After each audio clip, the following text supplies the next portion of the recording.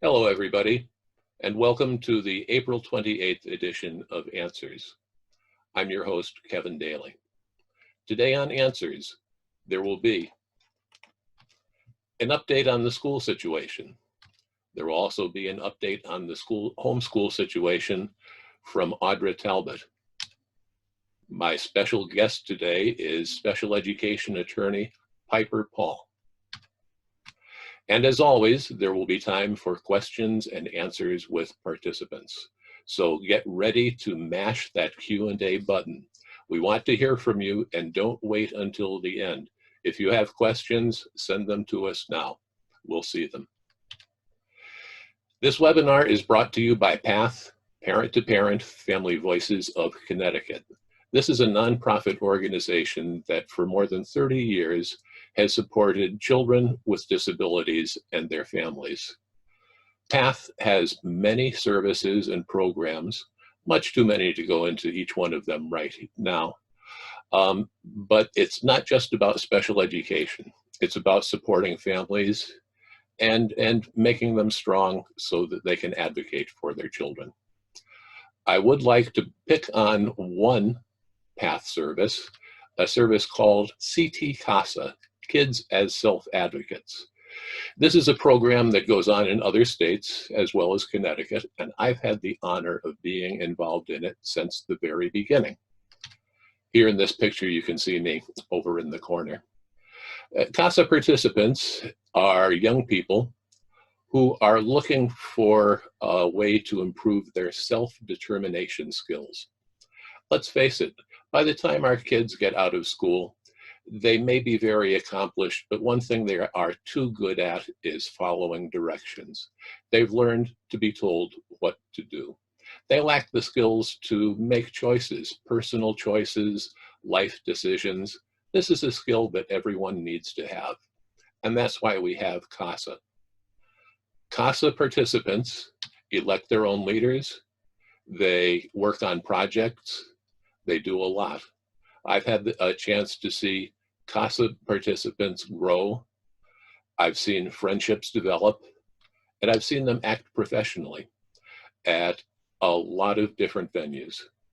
And that's a picture of the CASA kids right there. So anyway, if you would like more information about CASA, please contact PATH.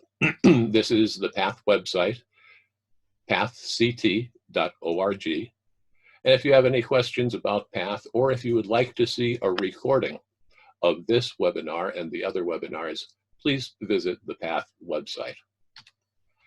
For more information about this webinar, please contact me directly, Kevin Daly at kdaly@pathct.org. Okay, here's some fine print for you folks. This webinar should not be taken as legal advice. It should not be taken as medical advice. In fact, it shouldn't be taken as advice at all. It's a webinar for people who are looking for answers about special education, and all of us, we have more questions than answers. I'm trying to supply some of those answers. And be warned, this webinar and any attached materials are the sole property of PATH and are not to be used for any other purpose without the express written permission of PATH. And if you do, you better watch out, because you might get a visit from yours truly. You don't want that to happen. So let's stay cool. In today's edition of Answers, let's start with the school update for April 28th. And folks, I've got some good news. You may recall the CARES Act was passed a month ago. It was the first of several stimulus programs from the federal government.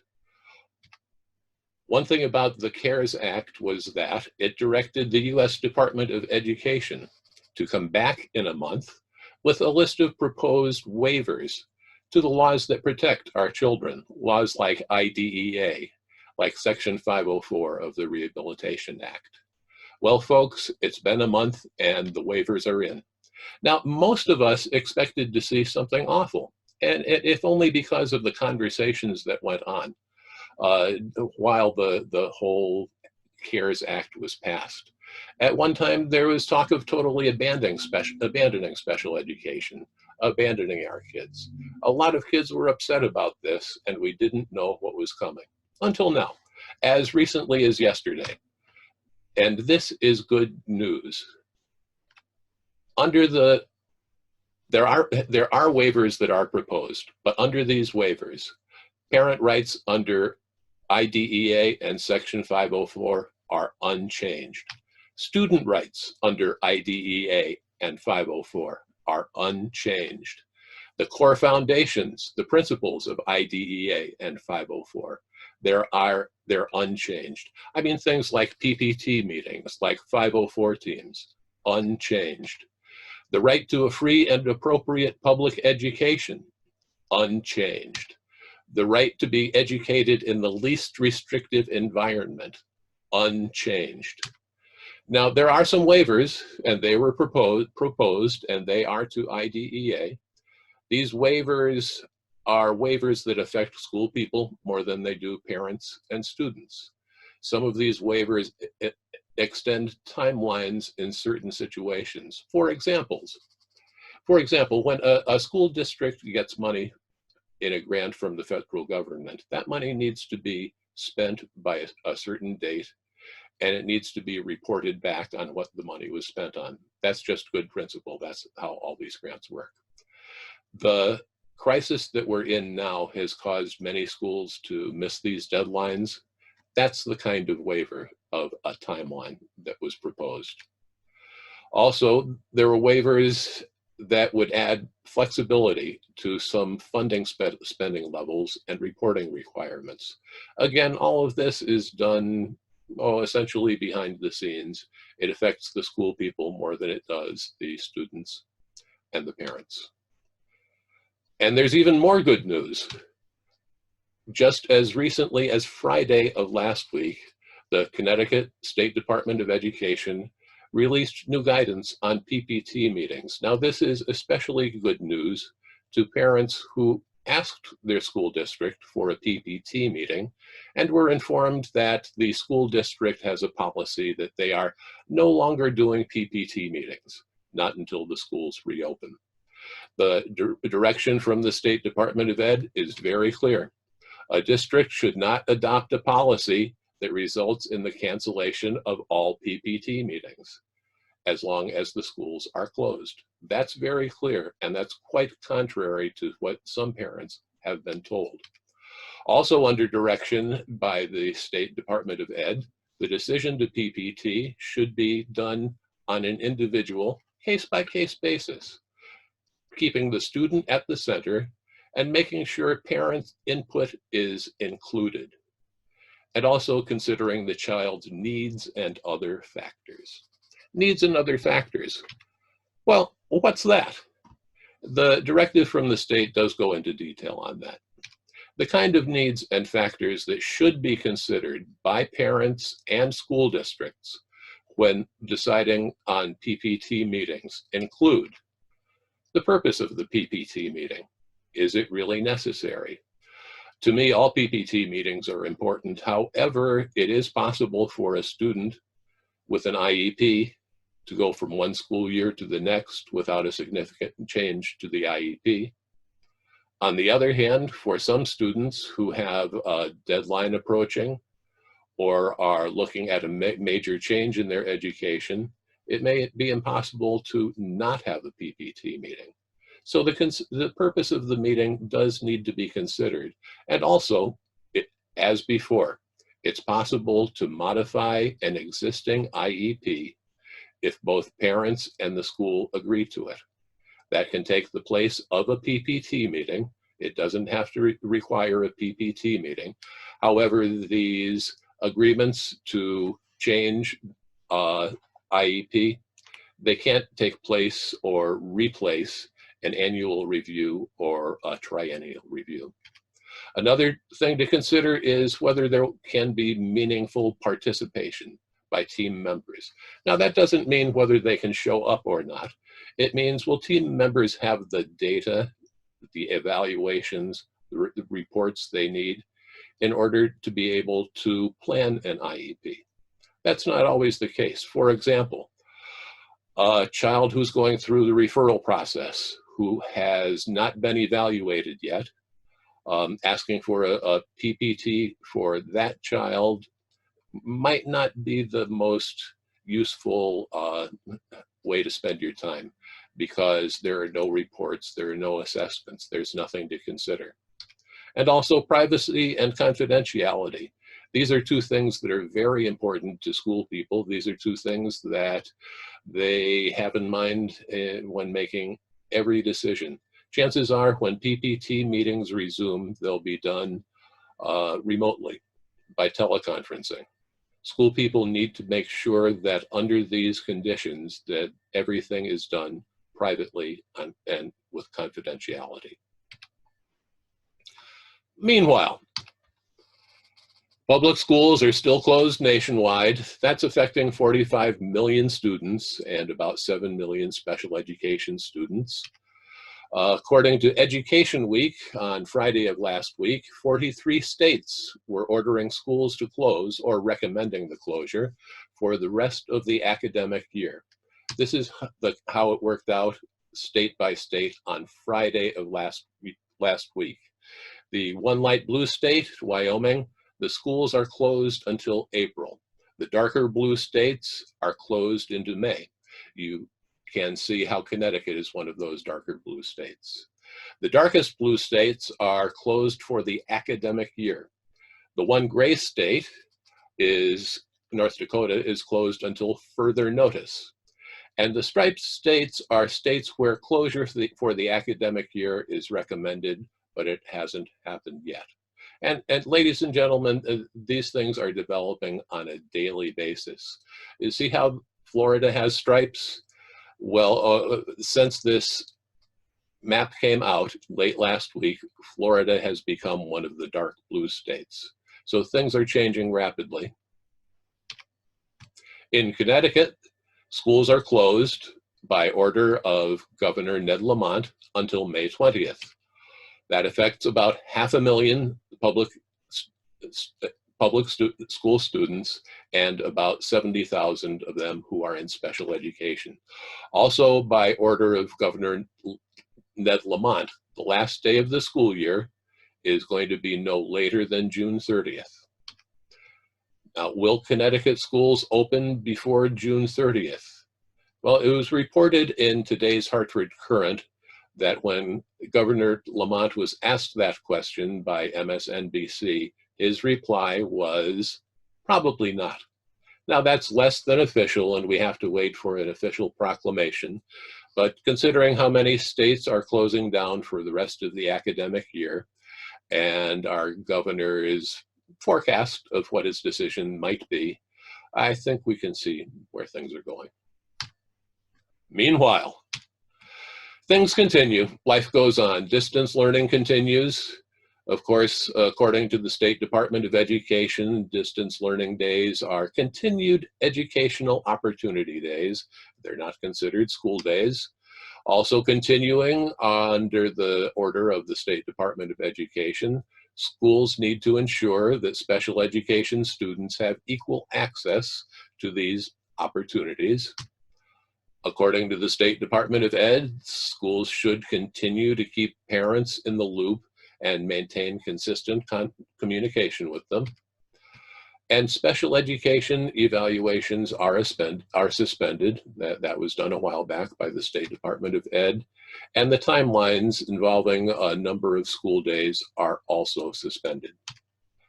So how does all this affect special education students? Early on, the U.S. Department of Education came out with a statement. It's there in front of you. And in this convoluted statement, it says that school districts should work on putting together distance learning. And when doing so, they shouldn't really hold back if they're not in compliance with laws like IDEA or 504. They should just go ahead. This is a classic case of the needs of the few giving way to the needs of the many. A lot of people are uncomfortable with this. Yet, We also have a directive from the State Department of Education that shows that schools need to ensure special education students have equal access to these opportunities. So we've got a duality going on here. It's like two sides of the same coin. On one side, you have continued educational opportunities that may or may not comply with IDEA and other laws. On the other hand, you have schools that are working hard to ensure students have access to these opportunities. And folks, the stories I've heard from parents over the last days and weeks are quite impressive. School people, teachers, general ed teachers working with special ed teachers and staff to do what they can to deliver services and instruction to their kids. It is happening. And if it isn't happening, you should get in touch with your case manager, your special education supervisor, your pupil services director, whoever it takes to get things going. As parents, sometimes our job is to get things going and make sure things happen. And this is a good example of that. According to the US Department of Education, when we press the play button and schools start up again, that's when special education will start. It will be provided to our children, and that's when we can expect things to get back to normal. But that's when schools reopen, whenever that will be. But according to OSERS, the Office of Special Education and Rehabilitative Services, when schools do open, PPT teams are going to have to make an individualized determination about every student and consider whether they have regressed and to what extent compensatory services may be needed. Folks, you're going to hear that term a lot in the future, compensatory services. When the play button is pressed, PPT meetings will be held, and it will be the PPT that is charged with assessing the impact of the school closures on every student with a disability. And it's up to the PPT team to develop those compensatory services based on a student's individual needs. So we should be prepared to PPT. As parents, we should be keeping track of our child's progress at home, saving work samples, keeping a running record, looking for signs of progress, looking for signs of regression. Eventually, probably in a remote PPT meeting, we're going to need to give the school people this information so they can make appropriate decisions. And yes, there will come a day when we're all sitting there in the PPT room together and we'll be able to advocate for our children in person. That day will come, don't give up on it. It's just not coming for a while. On the next edition of Answers, on May 5th, 2020, my special guest will be Walt, Director of the Connecticut Council on Developmental Disabilities. He's going to be talking about a disturbing trend that he's noticed with the state agencies and supports for young people who are making the transition from school to adult life and the services that they rely on after they become adults. The crisis that we're in now has uncovered some cracks in the system that need to be addressed, and Walt's going to tell us all about that.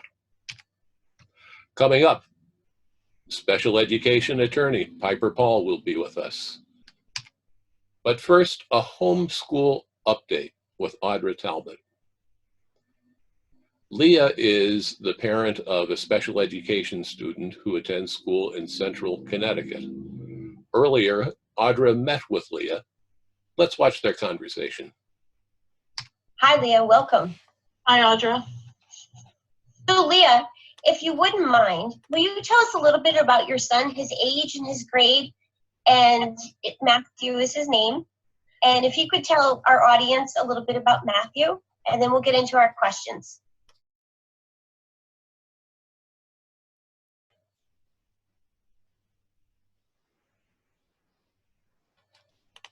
Sure. My son Matthew, he's 13 years old. He's an 8th grade student, and he is on the autism spectrum. Academically, he's very strong. However, his needs are in the areas of executive functioning, things like organization, being able to stay on task and focused, as well as emotional, social, and behavioral needs. Now, Leah, what is Matthew's school doing to keep learning going for him? Initially, the first week, they gave some limited guidance by putting a website on the Board of Education site that provided links that corresponded to his different subjects in school, the main topics like math, science, social studies, reading, and writing. And you were to pick 5 things to work on each day. And if you didn't have online access, then you were able to go pick up a learning packet. We also had our Chromebook already at home, so we were able to use that as well.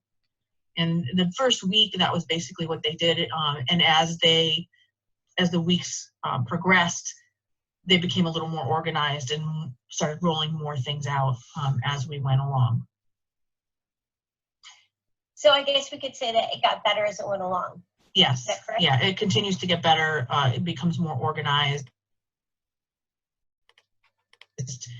We're getting more involved with more communication from the teachers versus just getting things through Google Classroom. They're starting to do a lot of Google Hangouts now where the kids are online with the teachers and each other.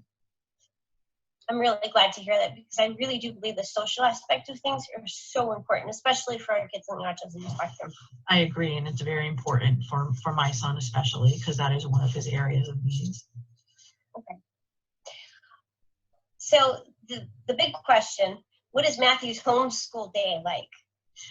Okay, so as I said, Matthew is strong academically, and his needs kind of lie elsewhere as far as the organization and keeping focused and the behavioral and emotional needs. So we initially set up in the kitchen with the Chromebook and me at a laptop. That wasn't the best area for us because it wasn't a dedicated space. So we ended up moving into an office that we have here, which has been working out well, where there's 2 computers. And there's less distractions, it's a dedicated area, and I can work with him.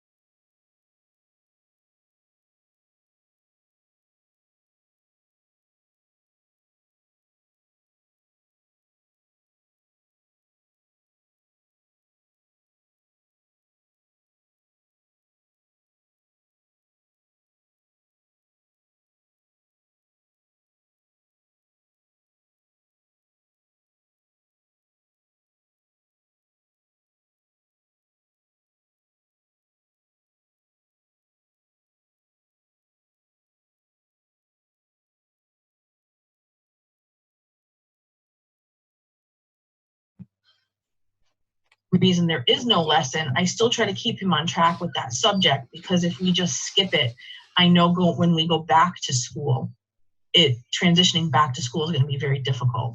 So then what I'll do is I'll find something online that kind of corresponds with what he's learning in math, and I'll have him work on that. Or I'll have him work on some of his online resources through school, like Alex or Prodigy, and then he'll work on that for that time period. We also have some breaks that are built in during the day because he needs them. He can't just, constantly, work and work and work. So we have 2 breaks that are built in to his day, as well as a lunch break. We finish our day probably around 2:50, sometimes a little earlier. I'm not real strict with the schedule, but I do typically follow it, like I said, to maintain consistency for him. But if I do keep it a little bit flexible for him, so that he feels like he has some input and control as well, which helps him. So, what I might do is if we end a little bit early on a subject, I'll let him take an earlier break, or we'll add, or if we roll right into the next subject, I might extend his upcoming break a little bit. Or if he wants to flip-flop a subject during the day, I might do something like that. And that seems to help keep him going and motivated and focused. The one thing I also do, though, is to try to give him something to look forward to. Is Fridays I make a shorter day, but I add something in, like it's a field trip, but a field trip we can appropriately social distance ourselves on. So we might go to a park and feed the ducks, or go on a hike, or do possibly letterboxing, or things like that. Things that will interest him, but and we could be safe as well. So he looks forward to that. So I want to go into the next question, Sure. Please. Okay. So our next question, does Matthew need help with his schoolwork? And if he does, how do you go about helping him with his schoolwork? Being someone who's graduated high school many, many years ago, speaking for myself, I had to Google a lot of different stuff and learn how to do things on YouTube. So how do you go about doing it, Jacob? I do the same thing. Sometimes he does need help. Yeah, he does. And sometimes actually it's more just, again, it's about focus for him. So sometimes what will happen is he'll look at something initially and he becomes overwhelmed and he shuts down. So what I have to do is try to, calm him and then say, no, let's take it piece by piece, because he'll look at the whole thing in its entirety right away on the computer, and he just, I can't maintain his focus and he just shuts down. So then I have to help him that way, just kind of regroup, refocus, calm down, and take it one step at a time. And then if it's something that I can't help him with, which, as you said, high school was a long time ago, so there's a lot that I don't remember, it's Google and YouTube, and huge, huge help. And I'll look at it, I'll learn it again myself, and then I go teach him or help him. And then usually he gets it, he grasps it pretty quick, and he goes with it. If for some reason that doesn't work for me, then I do reach out to the teachers, either by email or Google Classroom. How often do the teachers and staff at Matthew's school talk with you? Right from the beginning, I was able to get on a schedule with his case manager, his school psychologist, the social worker, and the occupational therapist. And we set up a standing weekly phone call with each one of them that we hold the same time every week, and that's part of his schedule as well. So I speak with them at least once a week. If I need them more, then I can reach out to them again, either by email or Google Classroom.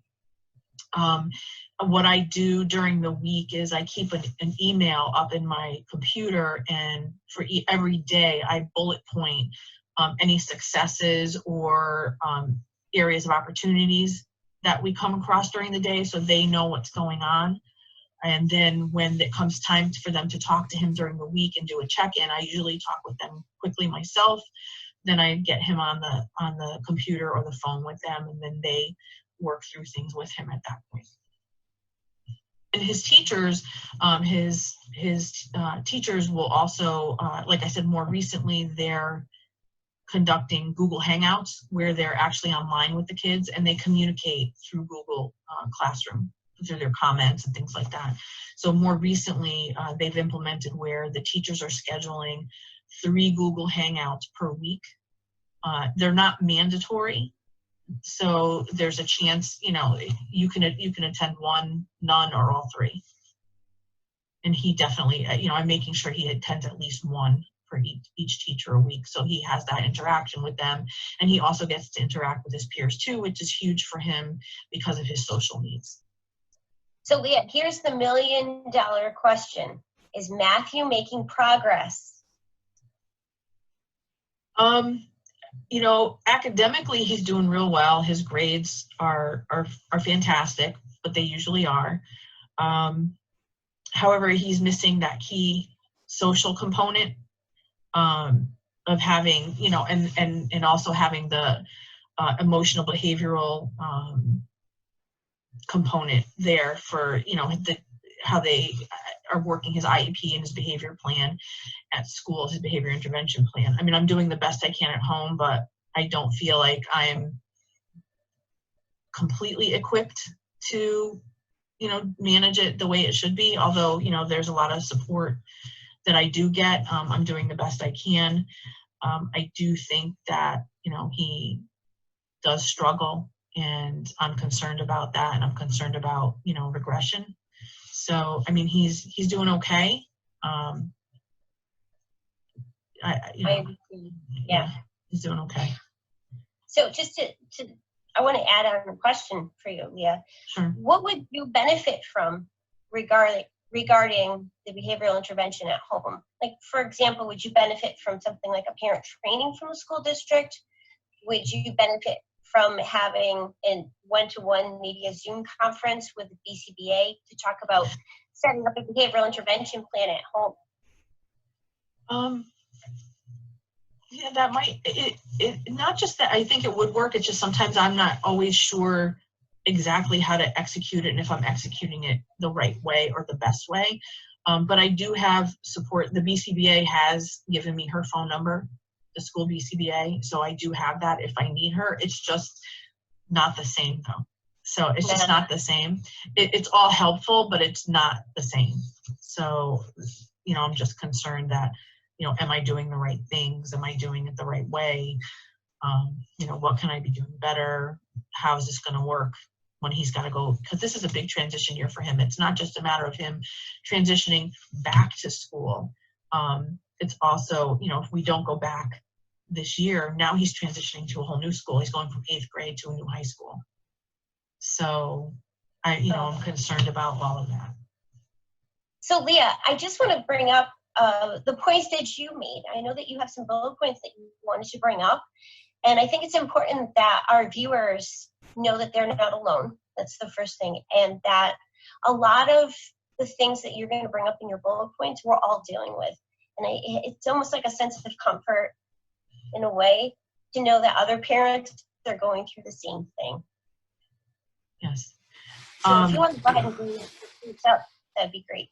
Yeah, I think what I've learned is, I mean, although the structure and the routine is important, but so is, like you said, the adaptability and the flexibility. You know, being able to kind of almost wing it, be organized, but be able to wing it too at the same time, and know that it's okay, and you know, reach out for help, you know, when you need it. Follow your kids' cues too, because you know the best. And I think you did that in one of the other things I think I've seen. Follow their lead. Follow their lead, right? Where your kids, I think your kids got dressed up in costumes and red, you know, but it got them to, you know, do what you needed them to do in red, you know. So there are things that I do like that with Matthew too. He loves science and he loves math, so I try to think of, you know, fun things to, you know, we've done some experiments, we've gone out, you know, into nature looking for things relative to science. And so, you know, I'm trying to work it in based on what his interests and needs are. So, and I think taking care of yourself is important through all of this too. So making sure you take time for yourself to decompress and have a breather every once in a while, because it's a lot. It's a lot right now. Agreed. So, yeah. Well, this is the end of our. Is there anything else that you would like to add? No, Any words of wisdom? A silver lining, even? Well, because you're very wise. Oh, thank you. Silver lining. Let me think. I'm becoming a master at Google Classroom. So, which helps me understand his day more and his work more. I'm getting to see more of what goes how he does behave and act in school. So I'm getting a better understanding of all of that. So now I think when the time comes to actually when we do have PPT meetings again and discuss these things, I have a lot more insight than I did before. So I think that's going to help me in the end. And just making, I guess, me a better mom, better advocate for my son, just, you know, and able to help him more, which that is a huge silver lining for me. So the more I can help him, you know, the better.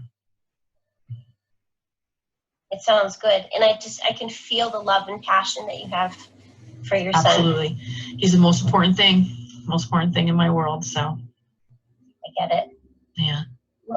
Well, Leah, if there's not anything else, I'm going to wrap up our interview. So Okay. thank you so much Oh, you're welcome. for attending. And we'll see you soon on Path Answers. And tune in. Thank you. Have a good night. Bye-bye. Bye.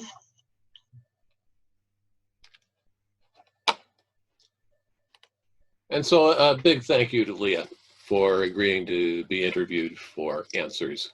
I'm going to bring Audra back now. Audra, that was quite an interview with Leah. She seems to be doing a lot for her son. What do you think she's doing right? I think she's doing a lot of things right. And I consider Leah kind of one of the seasoned parents that I know. And I told her that in the interview. I think she has this wisdom. Like, she just has this knowing, this innate gut feeling what to do, which I really I love that about her. Her flexibility. That's always, like, for me personally, flexibility and adaptability are huge, I think, in this new world that we live in, this brave new world. I really, really liked, and I didn't pick it up before when I interviewed her, but when I was watching it, something caught my attention. She lets Matthew look forward to something on Friday. She cuts the day short, which I love getting out of school early.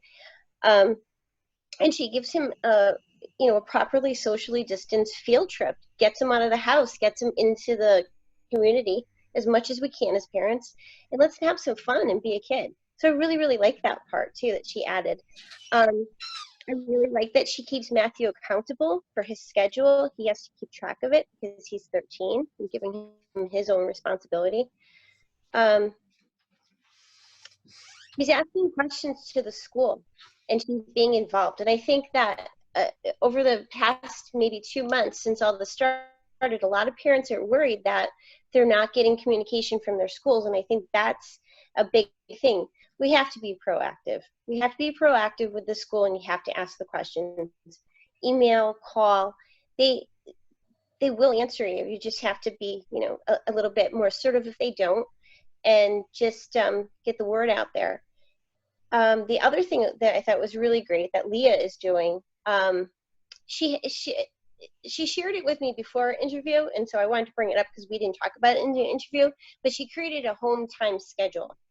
It's timed schedule. So she, again, it's the accountability factor. It was, what would Matthew be doing if he was in school? Well, he would have this period of time that he would be doing a science. He would have this period of time. So she's keeping his transition kind of at a baseline. And so when he does transition back into school, he's not going to be like in culture shock where he has to go back to a time schedule. At least he's had that on board, and she's doing the best she can to implement it. Of course, you have to change stuff around because it's home. But I think that's a really nice strategy. I do that strategy myself, so I appreciate the time and effort that goes into doing that strategy. So I think that, there's a ton of other things that I think Leah is doing, but those just to sum it up, really. And what about Matthew's school? What is Matthew's school doing right? Well, I think they're doing a pretty great job. So I know the advocate said that. Woo! So this is I want to give them kudos because they are, I think that they're doing a lot of things right. They're having open and honest communication. They're answering some hard questions. And if the people she's going up the food chain. So if the special ed teacher can't answer the question, it gets referred to the next person. It gets referred to the next person. And then the supervisor of special education is answering a question. And it's a tough question, for whatever it is. And it's an honest answer. which I think it's good. You know, it's not just a beat around the bush kind of thing. It's, you know, I want to know what's going on and please tell me. So I respect that. So answering the emails in a timely manner. There's some people that I've heard that have not gotten any answers back from their emails, which that's a no-no. But according to Leah, they're answering her back, and I love that they're talking at least once a week for a check-in. That's a really great idea. You know, an actual verbal human conversation once a week. I like that. They're helping the parents solve the issues, is what I wrote down on my list of things that I think the school is doing well. There's going to be issues. There's going to be technology issues. There's going to be behavioral issues, academic, you name it. It's going to come up. And they're taking the time to help her solve those issues. There was a schedule given by the school, which I think was pretty nice. It's a very in-depth schedule. I can appreciate that. I really, really, really like, especially for her son, the social interaction, because that's something that she said he's working on, and he absolutely, that's part of his program at school. So they're giving him 3 opportunities. He's not obligated to do all 3, but he should do at least 1, but it's his choice. They're giving him that control to choose one of those 3, or all 3 if he wants to, if he's in the mood for it, on the Google Hangouts. So I really, really, really like that a lot.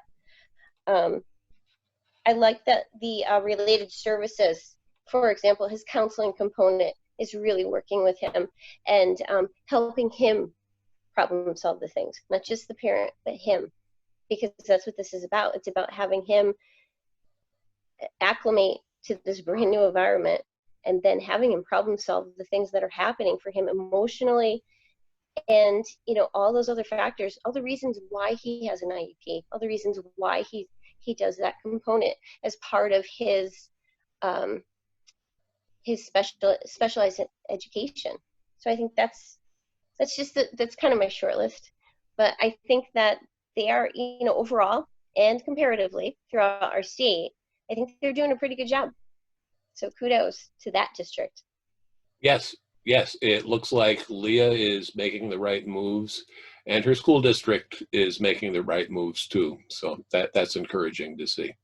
Thank you, Audra. Thank you for your report, and we're looking forward to having you return for the next edition of Answers. And now I'm going to bring in, if I do it correctly, our special guest, Piper Paul. I'm unmuted now. Welcome. There she is. Hi, Piper. Hi, and welcome to Answers. Piper Paul is a special education attorney, and she's a darn good one too. And for many years, she's worked with hundreds of Connecticut families of children with special needs and with disabilities. So welcome, Piper. Welcome to Answers. Thank you. Thanks for inviting me.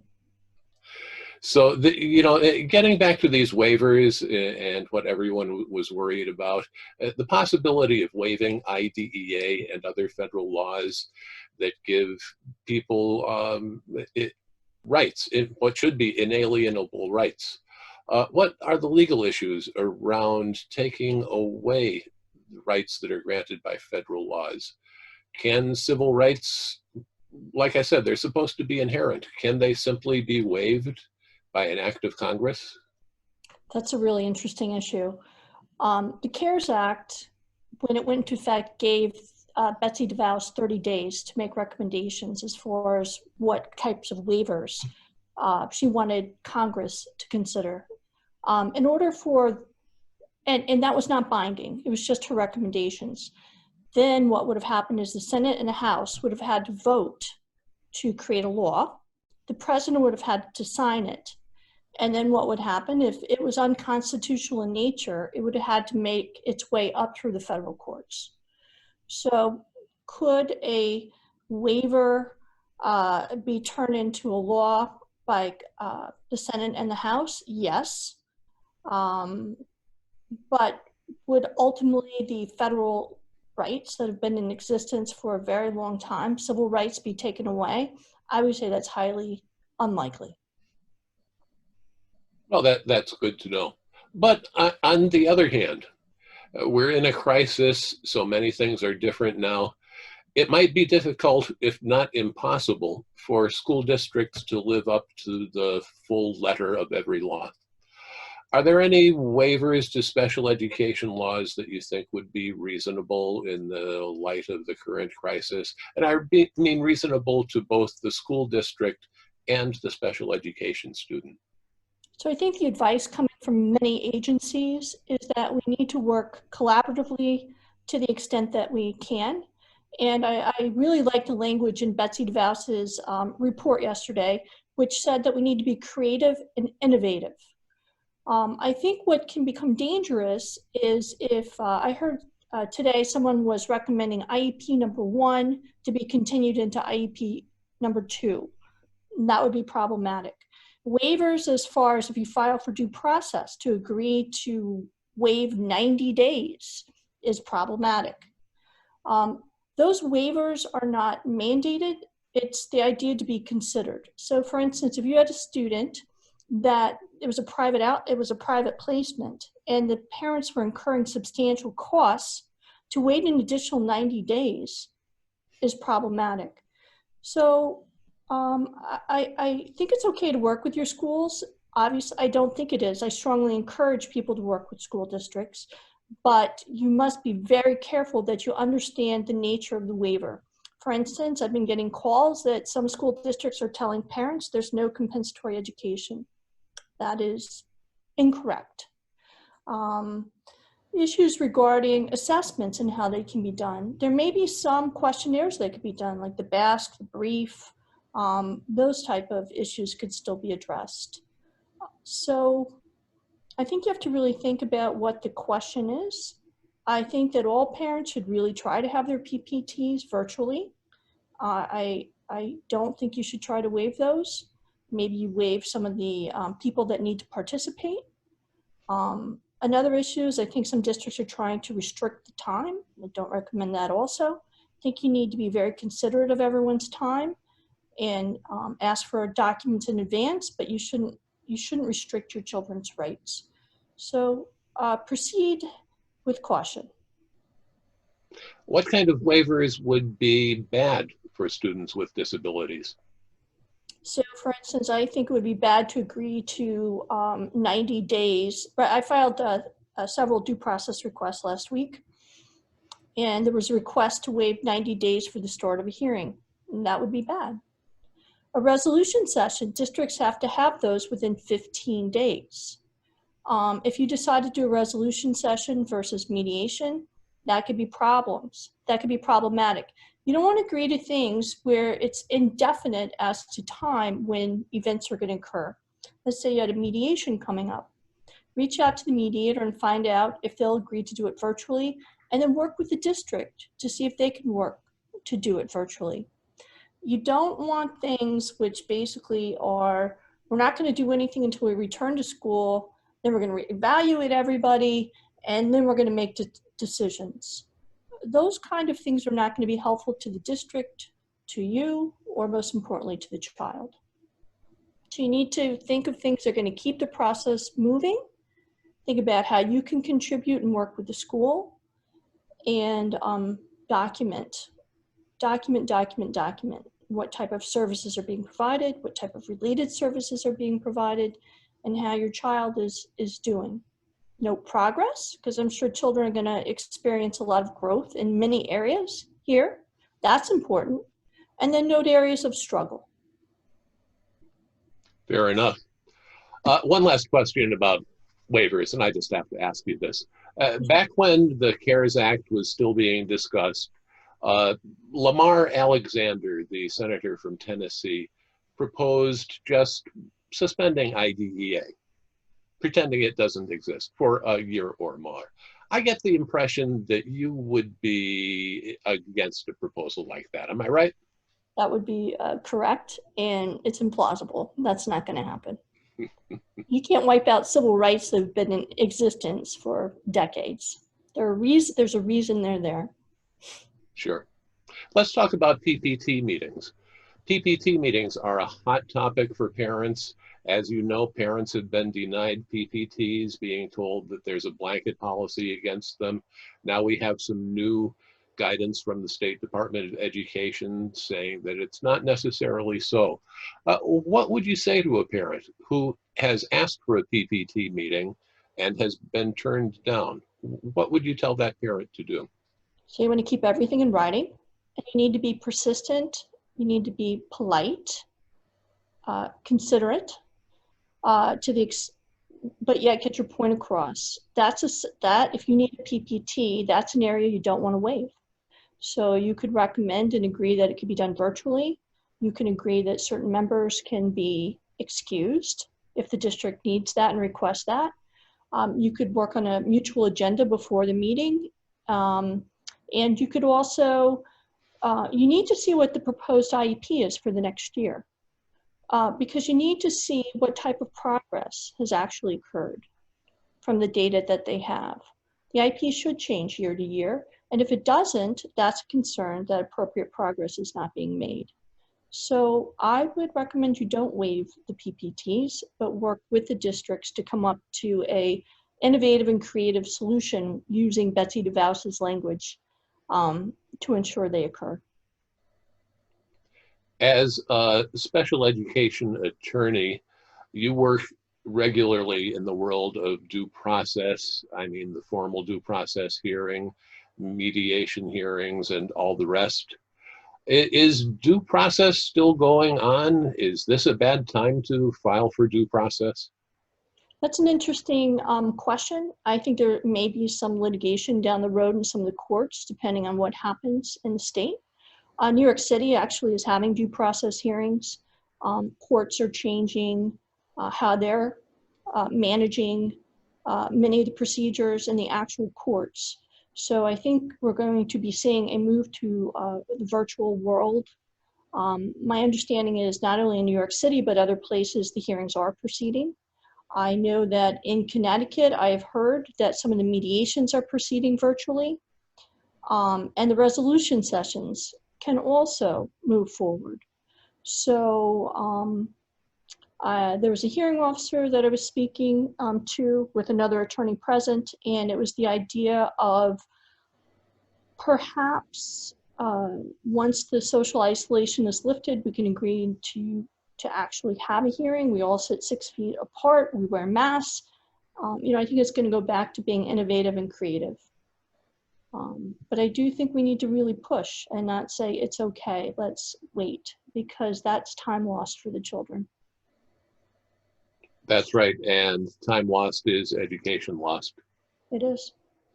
Earlier, when I pointed out the directive from OSERS that says when school starts up again, there will be PPT meetings, and at those meetings, the team will be directed to determine how much regression a child has made, and then to provide compensatory services in order to offset the loss. That's for special education students, but not every student with a disability is a special education student. There are students with disabilities who have 504 plans, who are going through this just like their counterparts in special education. Is it possible for a student with a 504 plan to be eligible for compensatory services once school begins again? That's a great question. And the way, what you would ask is, in keeping your documents as much as you can, it's a really hard time for everyone, is you would note concerns so that there can be a comprehensive evaluation, which can be conducted under Section 504 or under IDEA. You do not need a PPT to request a comprehensive evaluation. Based on the results of that, your child could then potentially qualify for an IEP. 504 plans generally have accommodations and modifications. They don't have direct services.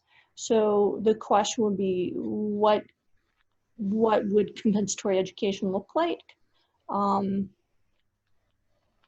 Perhaps, I mean, that's a really interesting question. I think you'd have to be creative. So maybe your child was to have assistive technology, access to that, and they didn't. So maybe you work something out for some additional training for that. I think you need to speak with the districts and try to work together to come up with some ideas. Fair enough. Some children respond very well to distance learning. In fact, I've talked to a few parents so far who've told me that their child is actually doing better and learning more, learning at home at the computer with supervision from mother or father. And then there are students who distance learning, it's just not for them due to the nature of the child. They fail to engage, or there are behaviors that prevent them from getting anything out of it. This is very frustrating to parents when it happens. What would you say to a parent who's going through this, whose child is not benefiting from distance learning? Yeah, so what you'd want to do, and it's the person that spoke before, that's a great example, is if you notice it's not working at all, you immediately reach out to your team, and you need to try to come up with some different solutions and options. Maybe the teacher or staff member is going to call and speak to the person on the phone. Maybe the times have to be adjusted.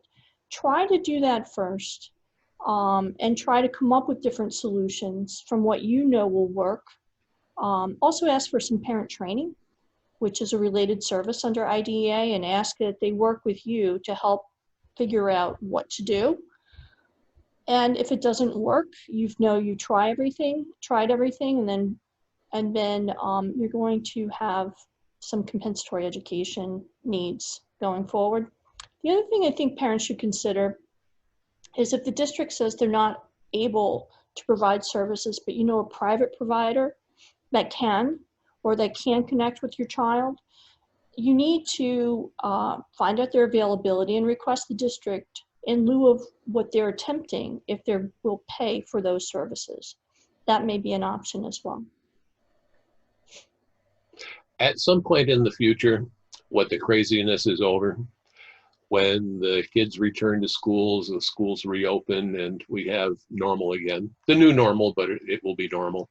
At that point, we'll be able to stop and turn around and look back and see things in a different perspective with 20/20 vision. And it's possible we may see some positive outcomes that are coming out of the tragedy and Absolutely. crisis. What do you think are some of the positive outcomes that we might see coming out of this?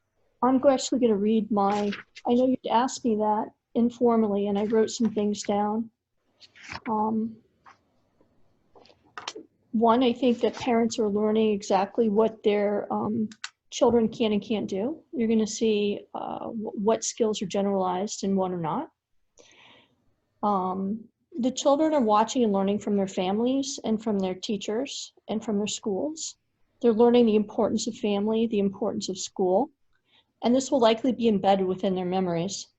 They're learning about love, kindness, togetherness, downtime, the importance of trying to work together to reach a common goal, the importance of community, the importance of thinking outside the box, and the importance of including others in creative problem solving. They're learning the importance of trying to advocate for themselves and to try to regulate their emotions when they are really, really struggling.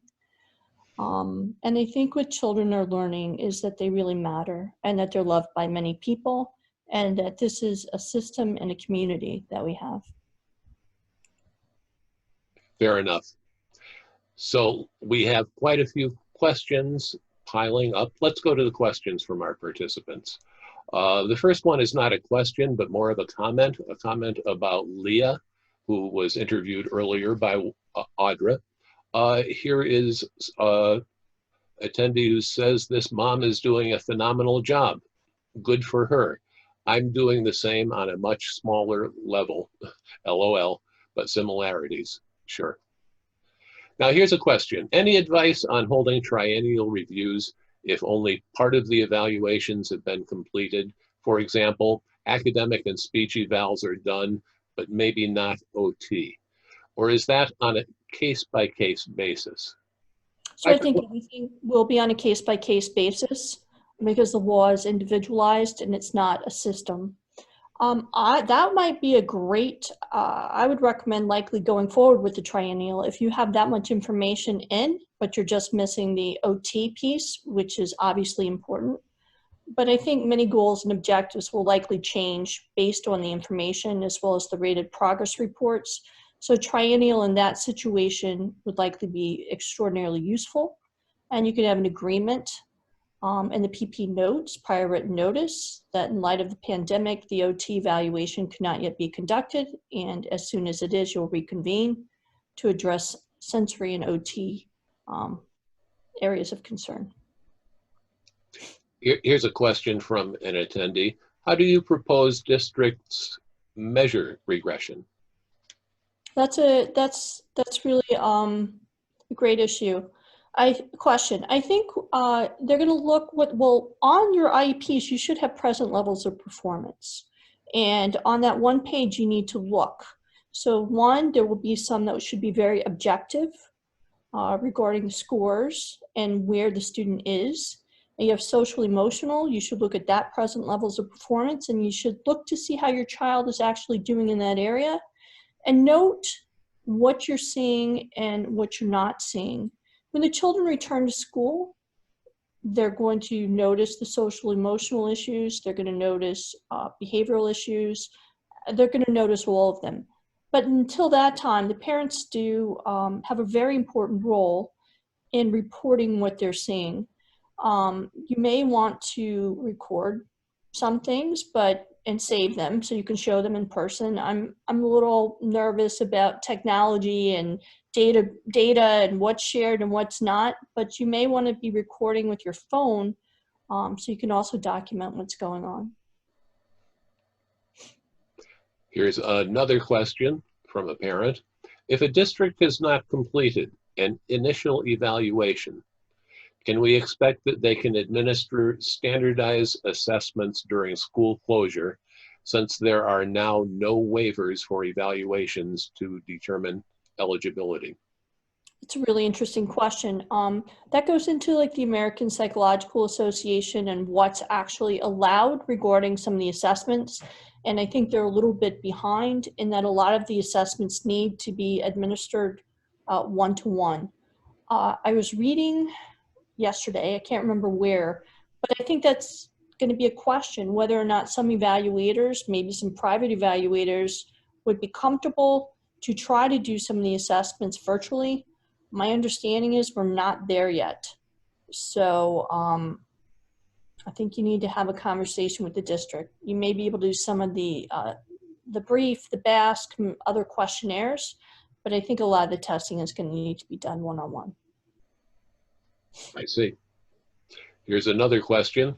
What is the process if your student has an evaluation but has not met to PPT and is due to graduate this year, but evaluation indicates the student needs additional services which are not being provided by distance learning? And I'm just going to build on this with a little bit of speculation.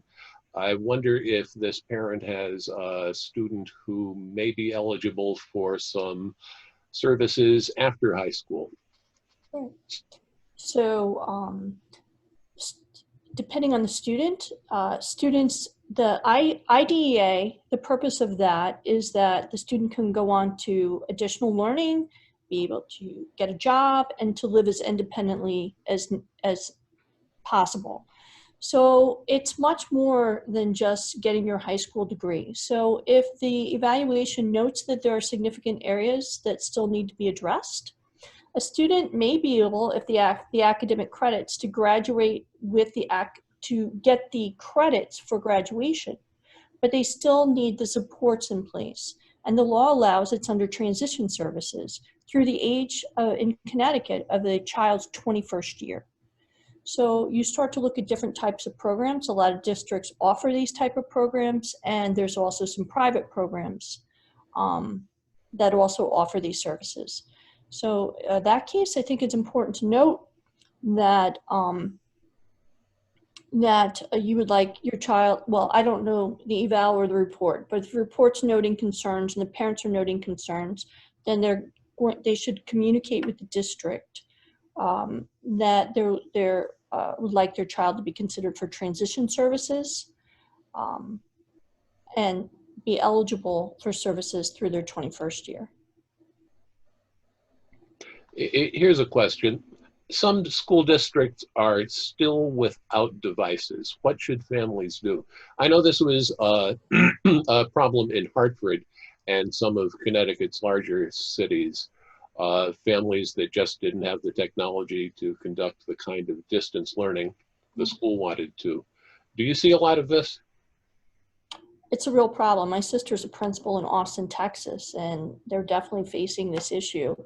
The issue legally, if the district is providing the online, you need the devices in order to access your education. They need to provide the devices. And I think that the parents should be requesting the devices.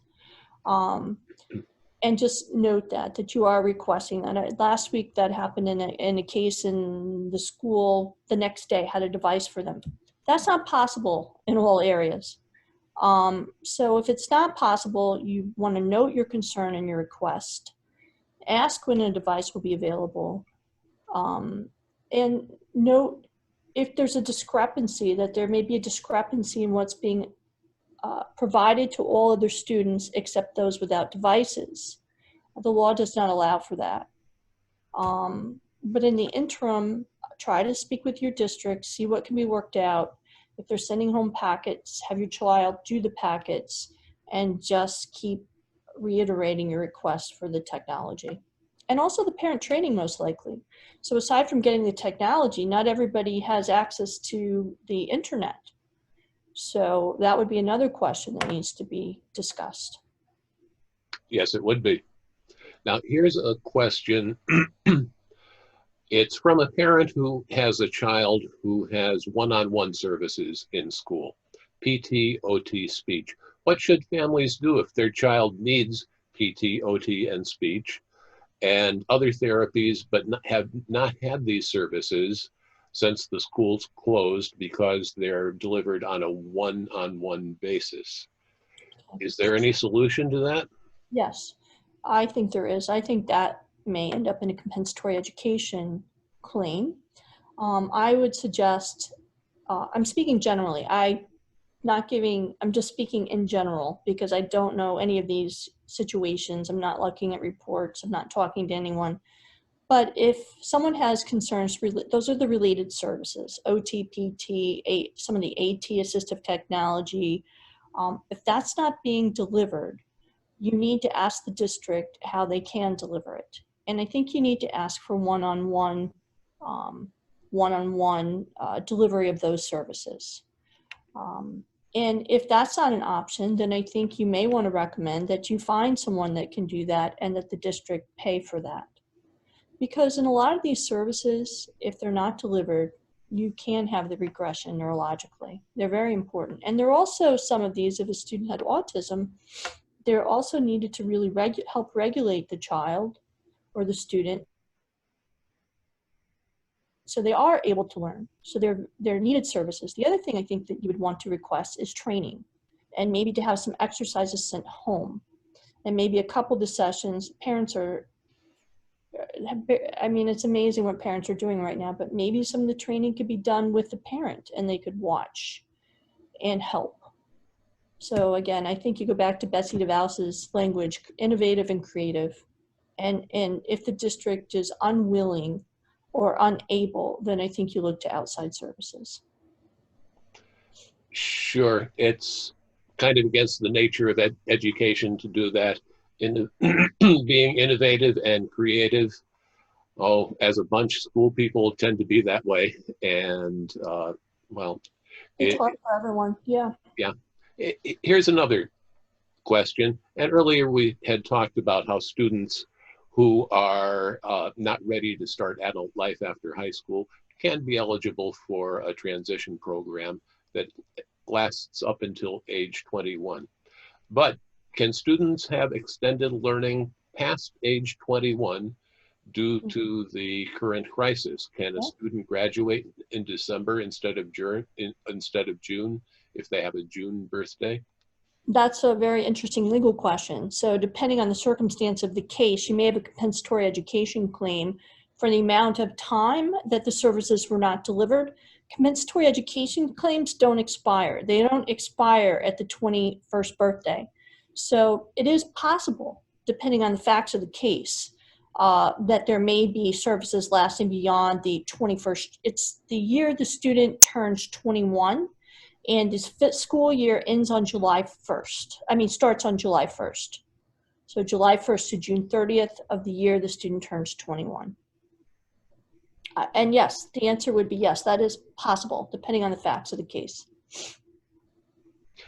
Here's a question that comes from parents who are first responders. Do you have any recommendations for first responder parents that cannot assist with their child's studies? This is a trying time for all of us, and our students are suffering doubly. And I have heard about this. Many families where both parents are working indispensable jobs and an older sibling is there to watch the younger siblings.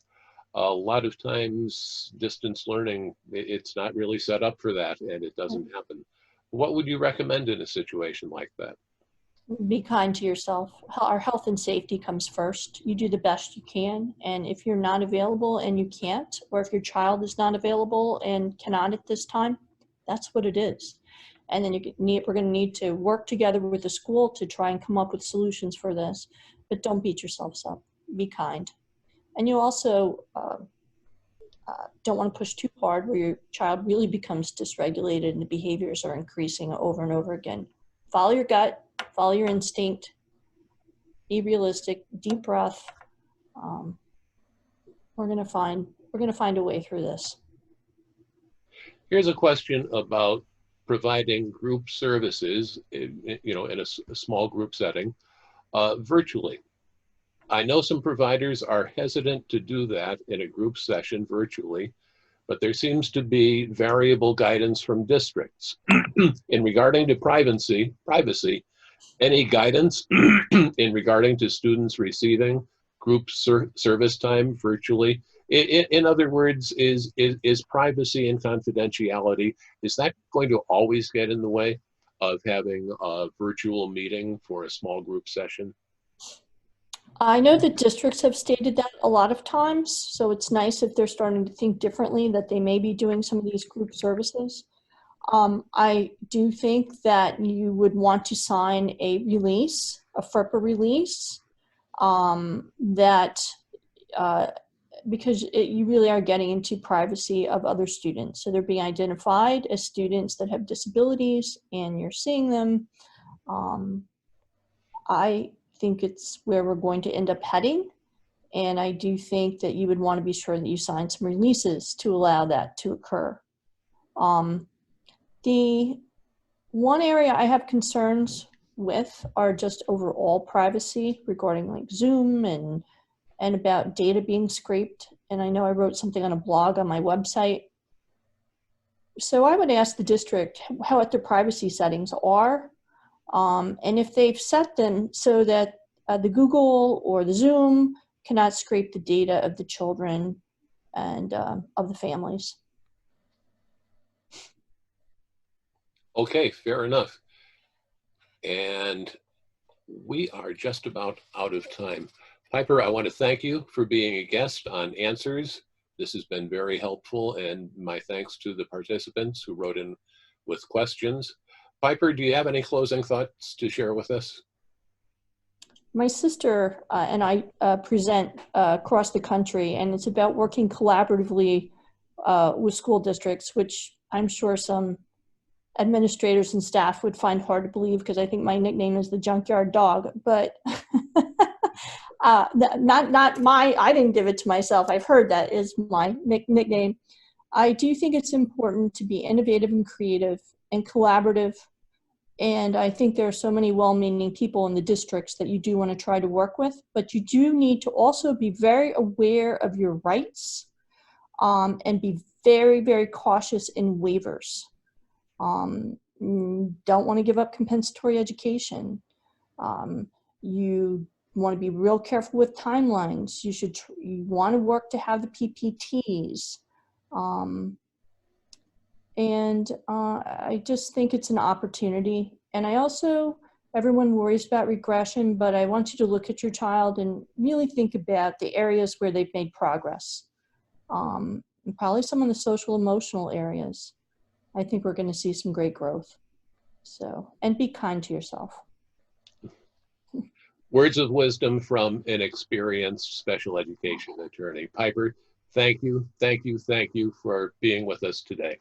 Thank you for inviting me. Take care. Okay. And please join us for the next edition of Answers Tuesday night at 6 p.m. Looking forward to seeing you then. Take care.